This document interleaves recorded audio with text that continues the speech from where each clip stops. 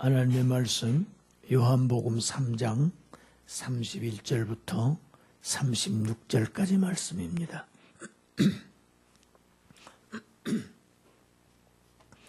요한복음 3장 31절부터 36절까지 말씀.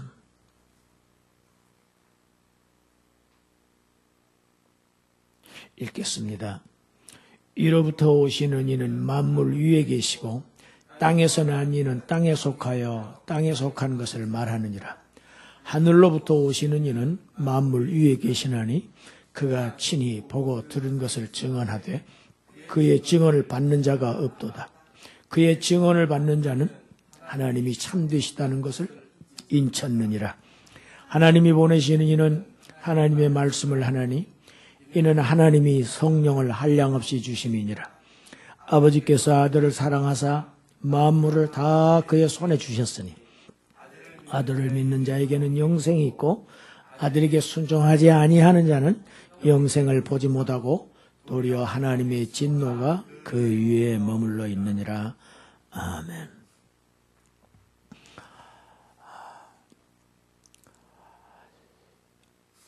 세례 요한은 요한복음 3장 28절부터 30절, 오늘 본문 바로 그 앞 단락에서 자신에 비해서 예수님은 훨씬 더 아주 월등하게 우월하신 존재라는 것을 증거했습니다. 그는 흥하여야 하겠고 나는 쇠하여야 하리라 하는 마지막 결론말로 자신의 비천함과 예수님의 우월하심을 동시에 아주 한마디로 정의했습니다. 오늘 본문은 사도 요한이 같은 주제를 가지고 지금 예수님의 우월성을 말합니다. 물론 이 부분도 사도 요한이 아니고 계속된 세례 요한의 증거다 이렇게 주장하는 주석가들도 없지 않습니다. 그러나 문맥상으로 볼 때에 요한의 신학 사상이 요한 전편을 흐르고 있는 요한의 신학 사상이 이 오늘 본문에도 아주 구체적으로 이렇게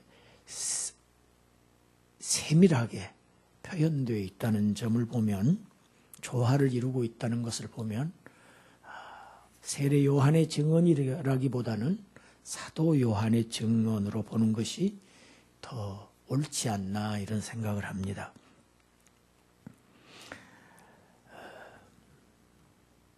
경상도 사람은 경상도 말을 하죠.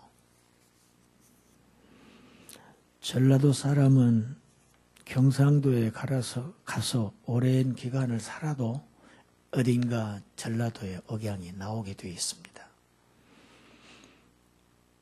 사람의 말을 들어보면 그 사람이 어디 사람인지, 그 사람의 출신이 어디 출신인지, 또 그 사람이 어떠한 사람인지, 그 사람의 출신과 그 사람의 정체성을 알 수 있습니다.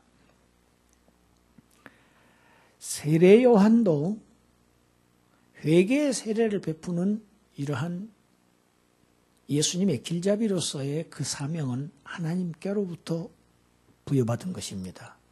그런 의미에서 세례 요한의 메시지도 하늘에 속한 일을 말한다고 할 수 있습니다. 그렇지만 세례 요한은 어디까지나 땅에서 난 이입니다. 오늘 31절에 땅에서 난 이. 그는 땅에 속한 사람입니다. 그래서 땅에 속한 것을 말할 뿐입니다. 예수님과 상대적인 의미에서의 표현입니다. 그러나 오늘 본문에서 계속 예수님을 특이한 단어로 이렇게 묘사하고 있습니다. 31절 시작 부분 보면 이로부터 오시느니, 31절 하반절에 하늘로부터 오시느니, 34절에 하나님이 보내시니, 35절에는 아들, 하나님의 아들. 이러한 예수님에 대한 명칭들은 예수님이 신적인 존재라는 것을 분명하게 드러내는 용어들입니다. 이런 용어들은 땅에서 난 사람, 땅에 소속되어 있는 사람과 구별하는 요한의 용법입니다. 위로부터 오시느니, 하늘로부터 오시느니, 하나님께서 보내시니, 하나님의 아들이신 그분만이 하나님과의 내밀한 교제가 영원전부터 있으셨던 분입니다. 그분만이 이 땅에 내려오셔서 그가 하나님과 함께 교제했던 사실, 보고 들었던 사실들을 이 땅에서 증언하실 자격자입니다. 아버지를 계시할 수 있는 분은 아들밖에 없습니다. 사람을 계시하는 것은 곤충이 할 수 없듯이 하나님을 계시하는 것은 하나님만이 가장 정확하게 계시할 수 있는 것입니다. 그래서 하나님의 계시자로서의 하나님의 아들, 그리스도 메시아라는 것을 지금 요한은 시작부터 끝까지 이 이야기를 합니다. 요한 전편을 통해서 이야기를 합니다. 그래서 예수님께서 3장 11절에서도 그렇게 말씀하셨어요. 우리는 아는 것을 말하고 본 것을 증언하노라. 주님은 선제하셨던 메시아는 하늘에서 이미 아버지와 성부 하나님과의 그 친밀했던 아는 것, 본 것, 보고 들은 것을 이 땅에 오셔서 증언하신다고 스스로의 입으로 말씀하셨습니다.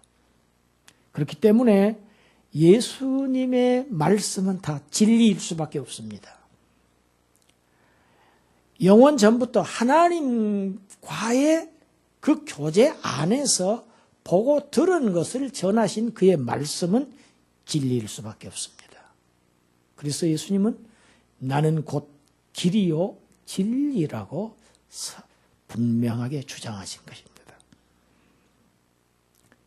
보내심을 받아서 이 땅에 오신 그의 아들, 아들이라고 하는 용어는 강력한 암시가 대리자라는 암시가 들어있습니다.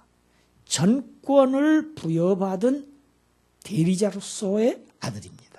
아버지의 전권을 행사하는 아들입니다. 이것이 아들의 개념입니다. 그 아들에게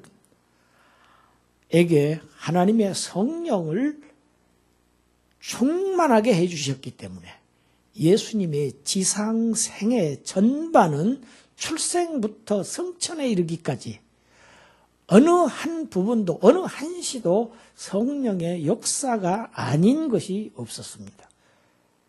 예수님의 지상 3년의 공생의 기간은 촌각도 일시도 어느 한순간도 성령의 충만하심이 없었던 적이 없었습니다. 그렇기 때문에 아버지의 메시지를 전하실 수 있었습니다.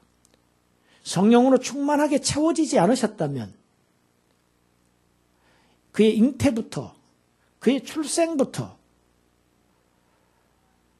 십자가를 지시는 사건까지 부활하신 사건까지 승천하시기까지 성령으로 충만하게 채워주시지 않았다고 하면 아버지의 말씀을 똑바로 정확하게 계시할 수 없었을 것입니다.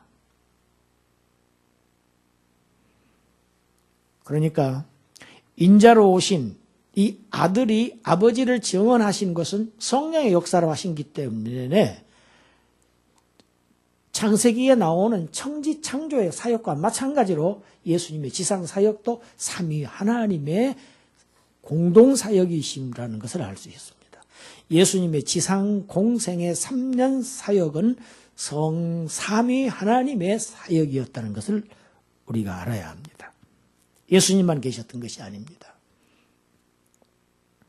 예수님께서 하늘의 일, 위에 속한 일, 곧 하나님 나라를 증언하셨지만 그러나 세상의 반응은 냉담했습니다. 차가웠습니다. 왜? 그들은 어두움에 속해 있었기 때문입니다. 어두움에 속해서 그 사람들의 속성은 어두움, 빛보다 어두움을 더 사랑하는 것이 어두움에 속한 자들의 속성입니다. 빛을 싫어합니다. 빛을 거부합니다. 빛으로 나오기를 거절합니다. 예수님의 공생의 3년은 거부당하는 기간이었습니다. 그의 하나님 나라의 증언을, 아버지에 대한 증언을 받아들이기를 거부했습니다. 예수님은 우리가 쭉 이어가다 보면 요한복음 8장에 이르겠지만 우리 미리서 당겨서 한번 읽어보겠습니다. 요한복음 8장 23절과 26절 7절 읽습니다.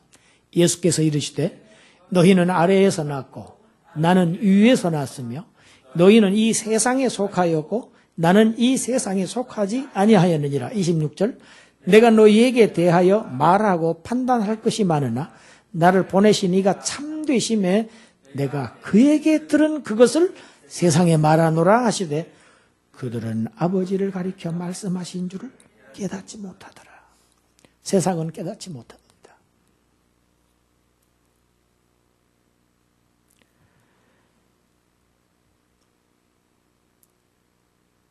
참빛, 세상에 와서 어두운 세상에 와서 어두운 세상에 속한 각 사람들에게 비치는 빛이 왔지만은 그 빛의 증언을 어두움의 자손들은 거부했습니다. 철저하게 배척했습니다. 십자가까지 끌고 갔습니다. 요한은 자신의 복음서, 사복음서와 그의 서신서에서 세상을 하나님을 거부하는 자로 표현하고 있습니다. 물론 요한의 서신과 복음서 안에서도 세상에 대한 용법은 문장마다 약간씩 다릅니다. 그러나 전반적으로 흐르는 그 사상은 세상은 하나님을 거부하는 다른 한편으로 표현하고 있습니다. 예수님은 땅에서 계실 때 하나님의 아들이 세상에 오셨지만 그들에게 복을 주려고 오셨지만 그들을 흑암에서 빛으로 구속하려고 오셨지만 그 구세주를 세상은 거절했습니다. 33절입니다. 그렇지만 그렇다고 해서 예수님의 메시지가 세상 모든 사람에게 배척받은 것은 아니었습니다. 하나님 나라에 관한 하나님의 아들의 증언을 영접한 사람들이 있었습니다. 그 사람들은 위로부터 난 사람들이었습니다. 위로부터 오신 분의 위에 관한 증언을 위로부터 난 사람들만 영접할 수 있었습니다.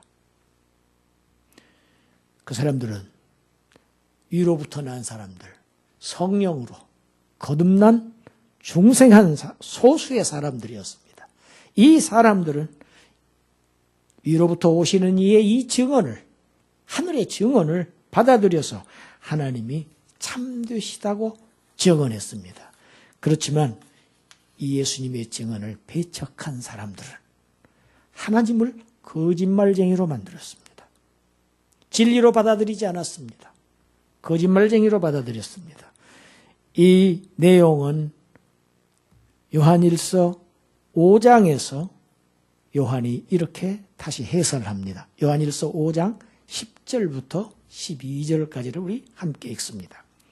하나님의 아들을 믿는 자는 자기 안에 증거가 있고 하나님을 믿지 아니하는 자는 하나님을 거짓말하는 자로 만드나니 이는 하나님께서 그 아들에 대하여 증언하신 증거를 믿지 아니하였습니다. 또 증거는 이것이니 하나님의 우리에게 영생을 주신 것과 이 생명이 그의 아들 안에 있는 그것이니라. 아들이 있는 자에게는 생명이 있고 아들이 없는 자에게는 생명이 없느니라. 아들이 있는 자에게는 생명이 있고 하나님의 아들이 없는 자에게는 생명이 없느니라. 기독교는 생명의 종교입니다. 기독교는 내 소원을 신에게 빌고 비로소 소원을 성취하는 그러한 신비주의적 종교가 아닙니다. 생명의 종교입니다. 생명이 있느냐 없느냐, 사느냐 죽느냐의 이 종교입니다.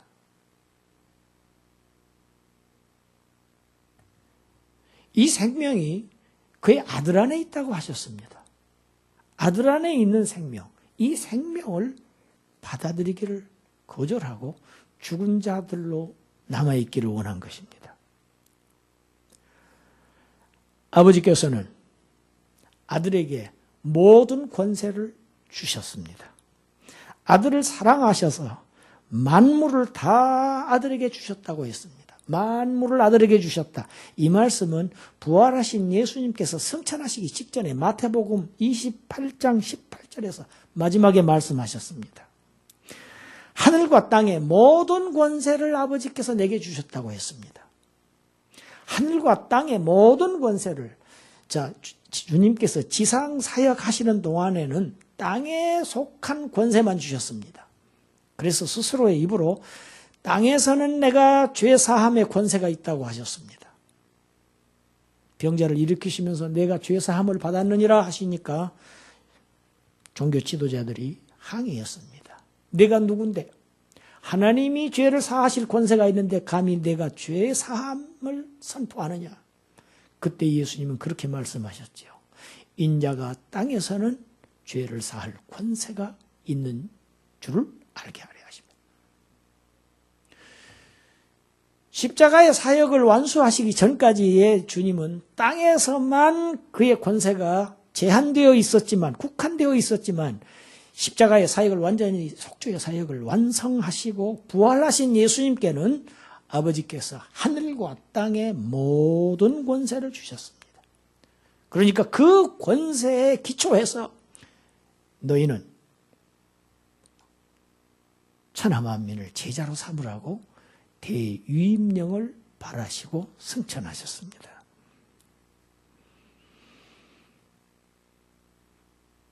왜 아들을 그렇게 사랑하셨을까요? 아버지의 뜻에 순종하셨기 때문입니다. 어떻게 순종하셨습니까? 죽기까지 순종하셨습니다. 자신의 생명을 버리시기까지 아버지를 순종한 아들의 그 아들을 지극히 사랑하셔서 모든 무릎을 그 앞에 꿇게 하셨습니다. 모든 이름보다 높이 세우셨습니다. 하나님께서 세우셨어요. 하나님은 순종하는 자들을 이렇게 높이시는 거예요. 당신에게 순종하는 자를 높이십니다. 하나님은. 높아지고 싶은 사람은 하나님께 순종해야 됩니다. 하나님께 순종하지 아니하면 높아질래야 높아질 수가 없어요. 하나님께 순종하지 않는 것이 교만입니다. 하나님은 교만을 미워하십니다. 살인죄보다 미워하시는 것이 교만한 죄입니다. 아버지의 뜻에 순종해서 십자가에서 살을 찢으시고 피를 흘리심으로 구속을 성취하신 그 아들, 그 아들에게 모든 권세를 주셨습니다. 그리고 이제는 그러한 그 아들에게 순종하는지 순종 안 하는지 그 여부에 따라서 사람의 영원한 운명이 갈리게 하셨습니다. 영원한 운명이 결정되어지게 하셨다는 말씀입니다. 아들을 믿는 자에게는 영생으로 하시고 아들을 순종하지 아니하는 자들에게는 하나님의 진노가 영원히 머물러 있게 됩니다. 여러분, 이 머물러 있다는 것은 미래적이면서도 현재적인 단어입니다. 아버지께 순종한 아들을 순종해라. 우리가 아들을 순종해야 할 이유가 반드시 있습니다. 그분은 아버지께 순종하셨기 때문입니다. 아버지께 순종해서 우리를 살리셨기 때문입니다. 나를 살리신 그분을 순종하지 않고 내가 어떻게 살 수 있겠습니까? 순종하는 자는 영생이요, 순종하지 아니하는 자에게는 하나님의 진노가 머물러 있다. 엄중한 현실입니다. 불신자에게 임하는 하나님의 진노. 이것은 미래적인 것 같지만, 미래적이지만 현재적입니다. 지금 현재 머물러 있습니다. 전도서 9장 12절을 한번 우리 보겠습니다. 같이 읽겠습니다. 분명히 사람은 자기의 시기도 알지 못하나니 물고기들이 재난의 그물에 걸리고 새들이 올무에 걸림같이 인생들도 재앙의 날이 그들에게 호련히 임하면 거기에 걸리느니라. 안타까운 죽음들이 너무너무 일상적으로 일어나고 있는 것이 우리네 삶입니다. 며칠 전에도 잘 가고 있는 스타렉스를 뒤에서 고속버스가 들이받았어요. 고속버스 운전수가 졸았어요. 계속 스타렉스는 뒷부분이 약합니다. 뒤에서 한 사람들 다 죽었어요. 70대 노인들이 3명인가 4명인가 그 자리에서 죽었습니다. 무슨 잘못이 있습니까? 뭘 잘못했습니까? 우리는 그들에게서 잘못한 것을 발견할 수 없습니다. 그러나 전도자는 이렇게 얘기합니다. 사람은 분명히 자기의 시기를 알지 못한다. 물고기가 그 넓은 바다에서 자유롭게 유영하고 있고 삶을 즐기고 있지만 언젠가 재앙의 그물에 걸리듯이 인생도 하나님의 진노가 임하는 날을 알 수가 없다. 이렇게 표현하고 있습니다. TV에 오래전에 그런 프로가 생각이 납니다. 출연자들이 여러 명이 나와서 무슨 문제를 맞히는지 무슨 게임을 하는지 자세히 기억은 나지 않습니다만 앉아있고 그 사람들의 그 출연자들의 머리 위에는 물이 담긴 물통들이 하나씩 이렇게 매달려 있어요. 그런 프로 보신 적 있습니까? 그래서 뭔가 문제를 맞추는데 무슨 게임을 하든지 해서 못 맞추는 사람에게는 이제 본인들은 답을 내는데 그게 맞는지 안 맞는지를 모르죠. 모릅니다. 그런데 틀린 한 사람에게는 그 물통이 뒤집어져서 완전히 물벼락을 맞는, 물폭탄을 맞는 그러한 TV 프로가 있습니다. 굉장히 많은 사람들이 그 프로를 보고 저도 웃고 즐거워했던 기억이 있습니다. TV 프로는 웃을 수 있습니다. 게임은 즐길 수 있습니다. 그러나 하나님의 진노가 폭탄처럼 쏟아지는 그날을 성경은 예고하고 있습니다. 이것은 게임이 아닙니다. TV 프로그램이 아닙니다. 아들을 믿는 자에게는 영생으로 갚아주시겠지만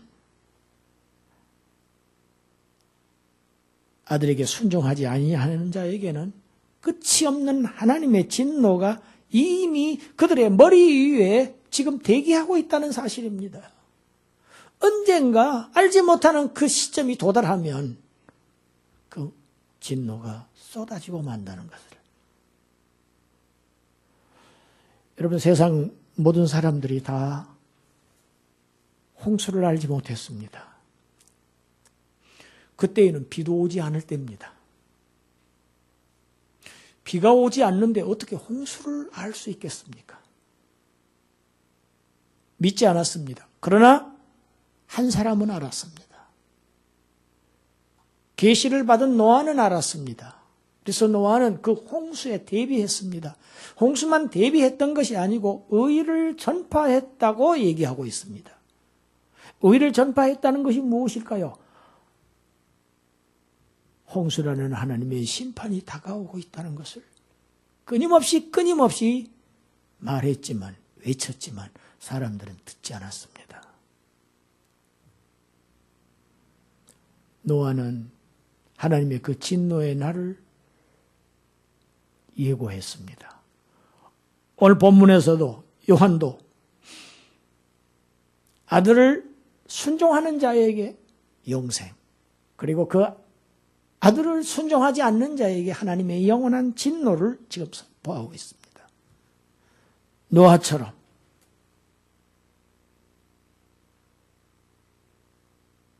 예고했던 노아의 홍수는 세상을 다 휩쓸고 말았습니다. 이제 요한이 예고한, 주님께서 말씀하신, 내가 너희에게 영생을 주노라고 하신 그 영생을 받아 가진 자들도 있지만 이 영생을 소유하지 못한 자들에게는 하나님의 영원한 진노는 필연적이고 너무나도 당연한 것입니다. 왜? 그들 스스로 거절했기 때문입니다. 아들을 거절한 죄. 요한복음에서는 이것을 죄라고 얘기합니다. 사람들은 죄라고 하면 내가 어떤 잘못 범한 행위의 죄들을 떠올리기 십상입니다. 그러나 성경은 이것이 아닙니다. 아들을 믿지 않는 것이 죄라고 요한복음 16장에서 선포하고 있습니다. 내 아들을 믿느냐? 내 아들을 거절하느냐? 그것은 아버지의 거절입니다. 아버지를 거절하는 것입니다. 아들은 아버지이기 때문입니다.